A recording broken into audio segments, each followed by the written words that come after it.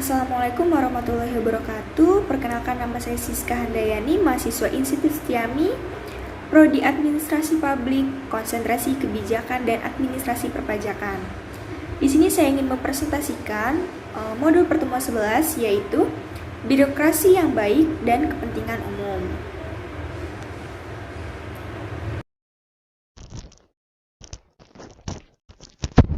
Oke, sebelumnya sudah perkenalan dan sekarang masuk ke pokok pembahasan, yaitu birokrasi yang baik dan kepentingan umum. Disusun oleh saya sendiri, Siska Handayani. Asas-asas birokrasi umum menurut Max Weber. Birokrasi menurut Max Weber adalah alat kekuasaan bagi yang menguasainya, di mana para pejabatnya secara bersama-sama berkepentingan dalam kontinuitasnya. Weber memandang birokrasi sebagai arti umum, luas, serta merupakan tipe birokrasi yang rasional.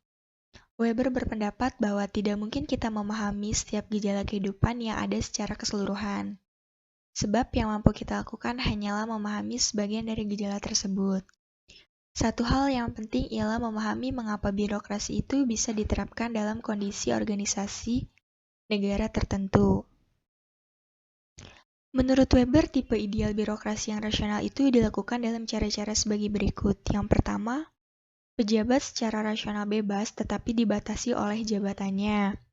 Yang kedua, jabatan disusun oleh tingkat hierarki dari atas ke bawah dan ke samping dengan konsekuensinya berupa perbedaan kekuasaan. Yang ketiga, tugas dan fungsi masing-masing jabatan dalam hierarki itu secara spesifik berbeda satu sama lain. Yang keempat, setiap pejabat mempunyai kontrak jabatan yang harus dijalankan. Yang kelima, setiap pejabat diseleksi atas dasar kualifikasi profesionalitasnya. Yang keenam, setiap pejabat mempunyai gaji termasuk hak untuk menerima pensiun. Yang ketujuh, terdapat struktur pengembangan karir yang jelas. Menciptakan sistem pelayanan publik yang baik, ada 3 strategi reformasi birokrasi dalam pemberantasan korupsi. Yang pertama, peran pemerintah sekarang lebih luas, kepentingan umum dan kesejahteraan rakyatnya harus terwujud. Pemerintah harus turut aktif memastikan masyarakat paham akan kewajiban dan memastikan haknya terpenuhi. Karena sesungguhnya pemerintah merupakan penyelenggara ketatalaksanaan yang berorientasi pada negara kesejahteraan. Yang kedua, tindak pidana korupsi dalam pelayanan publik dapat dibedakan ke satu, korupsi yang bersifat eksternal, yaitu melibatkan pihak ketiga dalam mengeluarkan izin atau rekomendasi tertentu. Kedua, penyogokan atau penyuapan ini juga melibatkan orang lain, sering terjadi di instansi yang bertugas memberi pelayanan, izin, dan rekomendasi sehingga mereka menjadi calo, meminta uang agar urusan cepat dan lancar. Ketiga, temuan selanjutnya tidak jelasnya format laporan sisa biaya operasional penyelenggaraan. Keempat, buruknya sistem pelaporan keuangan, temuan terkait tata laksanaan yang tidak sesuai standar operasional prosedur (SOP). Tingginya tindak pidana dan penyelenggaraan terhadap pelayanan publik yang dilakukan penyelenggara negara. Sudah banyak aturan guna membenahi tindak korupsi seperti Pasal 2 dan 3 Undang-Undang Nomor 31 Tahun 1999 Pemberantasan Tindak Pidana Korupsi. Yang ketiga, reformasi birokrasi mendorong suatu pemerintah yang bersih dan berwibawa. Maka, segala aparatur wajib melaksanakan segi proses penyelenggaraan negara tengah berperan sebagai modernisator.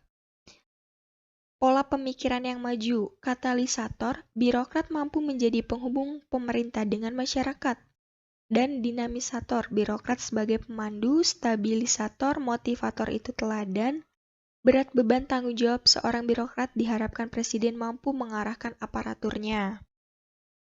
Standar pelayanan publik menurut Ridwan dan Sudrajat tahun 2009, halaman 103. Setiap penyelenggara pelayanan publik harus memiliki standar pelayanan dan dipublikasikan sebagai jaminan adanya kepastian bagi penerima pelayanan. Standar pelayanan publik yang kedua menurut Munir tahun 2005 halaman 1997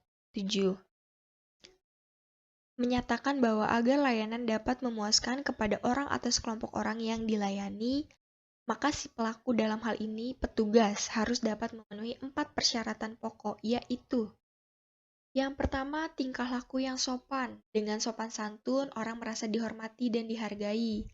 Sebagai layaknya dalam hubungan kemanusiaan, dengan demikian sudah merupakan suatu kepuasan tersendiri bagi yang bersangkutan. Yang kedua, cara menyampaikan. Penyampaian sesuatu yang berkaitan dengan apa yang seharusnya diterima oleh orang yang bersangkutan dan hendaknya memperhatikan pada prinsip sesuai dengan ketentuan yang berlaku untuk menghindari penyampaian yang menyimpang. Yang ketiga, waktu penyampaian. Menyampaikan sesuatu hasil olahan yang tepat sangat didambakan setiap orang yang mempunyai permasalahan. Yang keempat, keramah tamahan hanya ada pada layanan lisan baik berhadapan maupun tidak berhadapan.